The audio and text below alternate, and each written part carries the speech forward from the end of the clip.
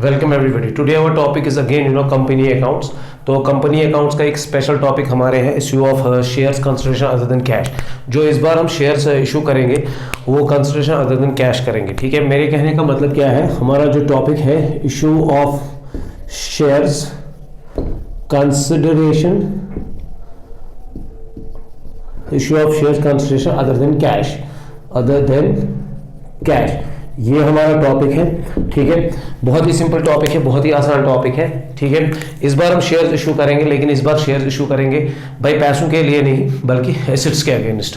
कहने की बात यह है कि अगर हम बिजनेस कोई भी स्टार्ट करते हैं, हम इशू करते हैं शेयर्स कंपनी में, ठीक है, तो हमारा एक प्राइम फोकस ये होता है कि इससे हमें एसेट्स परचेज करने और अपने बिजनेस को स्टार्ट करना है। लेकिन यहाँ पे एक ऐसी सिचुएशन आ जाती है जहाँ पे आपको मतलब शेयर्स आप इशू करते हो, ठीक है, लेकिन वहां से एसेट्स आ जाते हैं, वहां से पैसे नहीं आते। आप वैसे भी उन पैसों को एसेट्स खरीदे होते हैं, वहां पे अब आपको एसेट्स ही परचेज करते हैं। यूजुअली ये क्या हो जाता है, कभी कभी हम रनिंग बिजनेस कंपनी किसी का परचेज करती है, ठीक है, जब वो रनिंग बिजनेस परचेज करती है वहां से आ जाते हैं एसेट्स और लायबिलिटीज। ठीक है, यहां से उन एसेट्स का जब हम वो परचेज करते हैं, उन एसेट्स का जो भी वैल्यू निकलता है उस वैल्यू को हम उनको शेयर्स दे जाते हैं। इसमें दोनों पार्टीज को जो लेने वाला भी होता है, जो देने वाला होता है, दोनों को फायदे होते हैं। जो लेने वाला होता है उसको एसेट्स मिल जाते हैं, ठीक है, जिनकी डिमांड होती है, या मतलब अगर इन केस उसको बहुत इंपॉर्टेंटली चाहिए तो उसको बना बनाया बिजनेस मिल जाता है। और जो बेचता है उसको बैठ के ना काम करना होता है ना कुछ भी, और उसको अपना प्रॉफिट मिल रहा होता है, क्योंकि उसके एसेट्स कोई और बंदा यूज कर रहा होता है और उनके बदले उसने शेयर्स हिस्सेदारी दी होती है अपनी कंपनी के अंदर। मैं ऐसे आपको बताऊं कि इसमें क्या होता है कि मैं आपको एक फॉर एग्जांपल ऐसे बताऊं, हमें कोई रनिंग बिजनेस परचेज करते हैं, कंपनी कोई रनिंग बिजनेस बना बनाया बिजनेस कोई परचेज करते हैं, हम उस बंदे से एसेट्स परचेज करते हैं। और एसेट्स जब हम उस बंदे से परचेज करते हैं, उसके जो वैल्यू निकलता है उसके अगेंस्ट हम शेयर कैपिटल को इशू करते हैं, हम शेयर इशू करते हैं।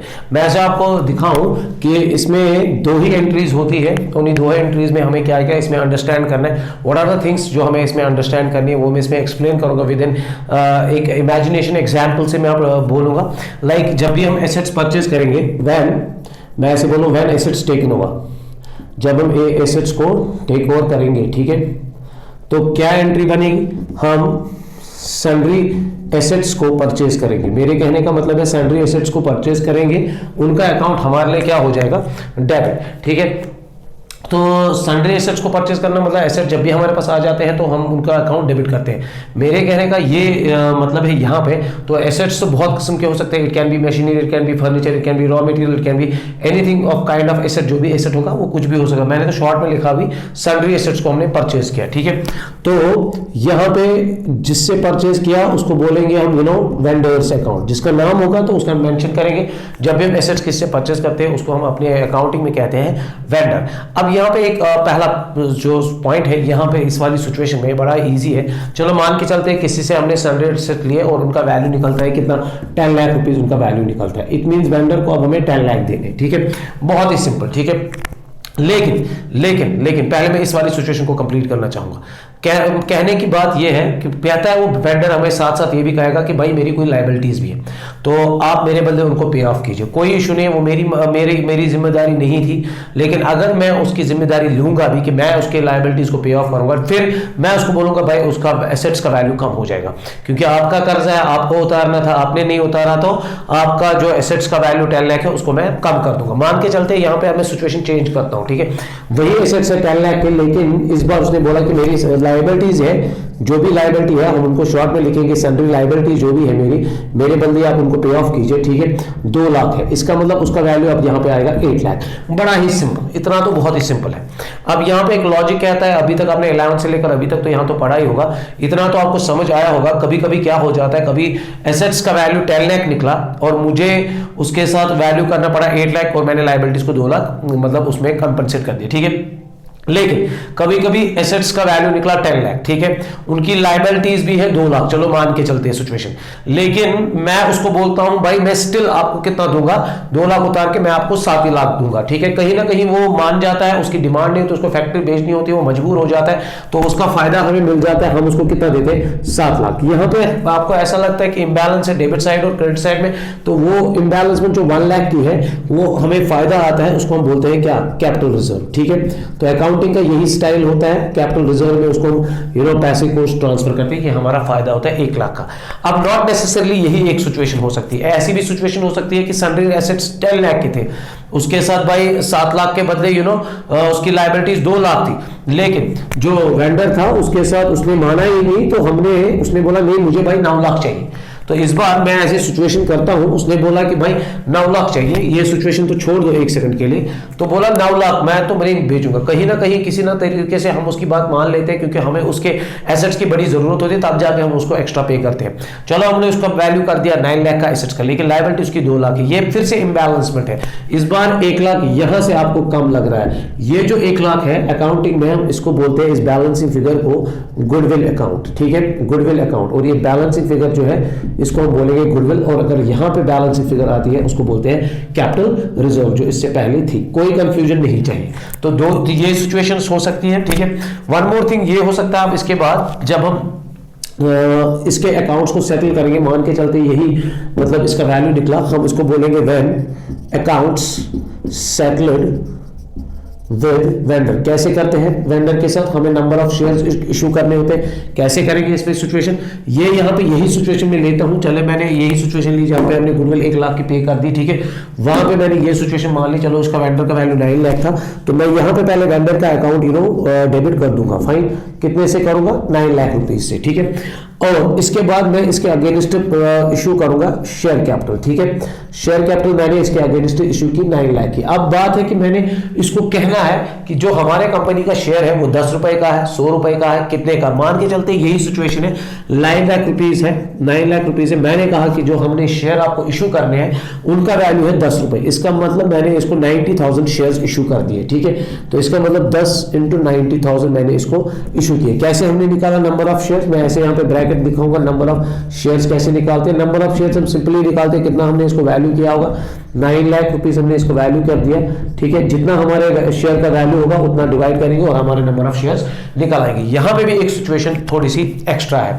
सिचुएशन क्या एक्स्ट्रा है? यहाँ पे एक सिचुएशन ये एक्स्ट्रा है, मैं आपको ऐसे बताऊं कि यहाँ पे कभी कभी क्या हो जाता है, कभी कभी वेंडर ये कह सकता है कि भाई 9 लाख तो मेरे को आपको देना ही देना है, शेयर तो आप दोगे, इसके बदले मुझे पहले 3 लाख कुछ कैश हाथ में दीजिए और रेस्ट जो पैसा बचेगा उसको मुझे शेयर्स दे दीजिए। ये एक सिचुएशन यहाँ पे चेंज करूंगा, अगेन यही सिचुएशन में चेंज करूंगा, ठीक है। इसी सिचुएशन की मैं बात करूंगा, ठीक। इसका मतलब ये है कि कभी कभी पैसा मांगता है, bank account debit, bank account credit 3 lakh से, अब बचा इसका 6 लाख। 6 लाख का हम शेयर्स इशू करेंगे। अगर 10 रुपए का शेयर है तो 6 लाख का हम शेयर इशू करेंगे।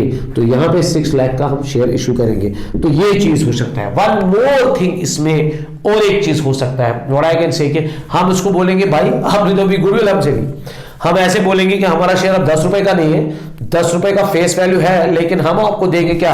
प्रीमियम पे। हमारी भी गुडविल होती है, हमारी भी रेपुटेशन होती है। तो वहां पे अगर मैं सिचुएशन क्रिएट करूं और इसने एक तो बोला कि मुझे 3 लाख मतलब आप नकद दीजिए और 6 लाख के मुझे शेयर दीजिए, लेकिन हम 6 लाख को बोलेंगे भाई हमारा शेयर जो है वो प्रीमियम पे है 12 रुपए का, 10 रुपए का शेयर हमने 12 रुपए का दिया है। तो इसका मतलब हमने सिक्योरिटीज प्रीमियम रिजर्व 2 रुपए के हिसाब से इससे लिया, तो वो कितना जाएगा हम देखेंगे। यहाँ पे अगर 6 लाख के शेयर्स हैं हमारे पास, ठीक है, 6 लाख के शेयर्स अगर हमारे पास है, 6 लाख का वैल्यू है, इसको हम इशू करेंगे 12 रुपए का शेयर, 10 रुपए के बदले 12 रुपए, तो हम मान के चलते हैं इसका 50,000 शेयर्स हमने दे दिए, ठीक है। तो यहाँ पे ये 5 लाख रुपीज आएगा और 1 लाख का प्रीमियम आएगा। This is all about issue of consideration shares other than cash.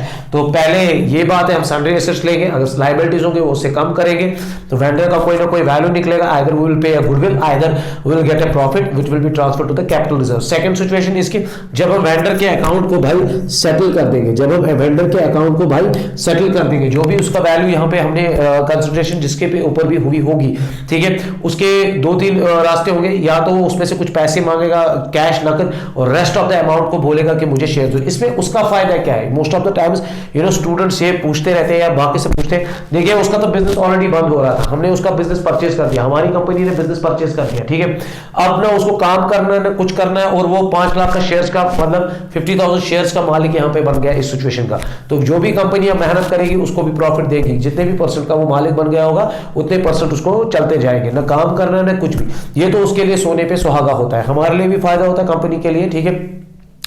तो अगर उसने 3 लाख मांगे, ठीक, ये सिचुएशन हो सकती है। वन मोर सिचुएशन क्या हो सकती है कि हम उसको प्रीमियम पे बेच सकते हैं। तो यहाँ पे एक मैं क्वेश्चन करने वाला हूँ कल्याणी पब्लिशर्स का, साइड में एक क्वेश्चन में दिखाना चाहूंगा कल्याणी पब्लिशर्स का। पहला क्वेश्चन नंबर इसमें issue of shares consideration other than cash, जो कि जिसमें गुरजब लिमिटेड जो है purchased a plant from Santosh, fine 3,78,000 से प्लांट परचेज किया है, fully paid in shares of 10 each, pass journal entries when, दो केसेस दिए गए हैं, shares are issued at par and shares are issued at premium.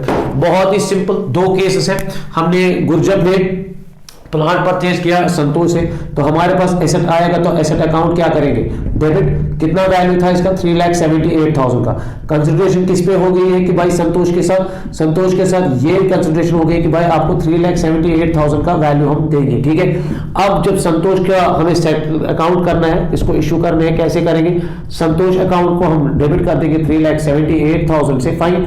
और नंबर ऑफ शेयर्स कैसे निकालेंगे, शेयर कैपिटल के लिए कितना शेयर्स इसके अलॉट हमने किए, वो बहुत ही इजी है। नंबर ऑफ शेयर्स कैसे निकालेंगे हम, 3,78,000 को डिवाइड करेंगे हम 10 प्रीमियम के हिसाब से, दैट इज 3,78,000, तो ये इसको 3,78,000 मिलेगा।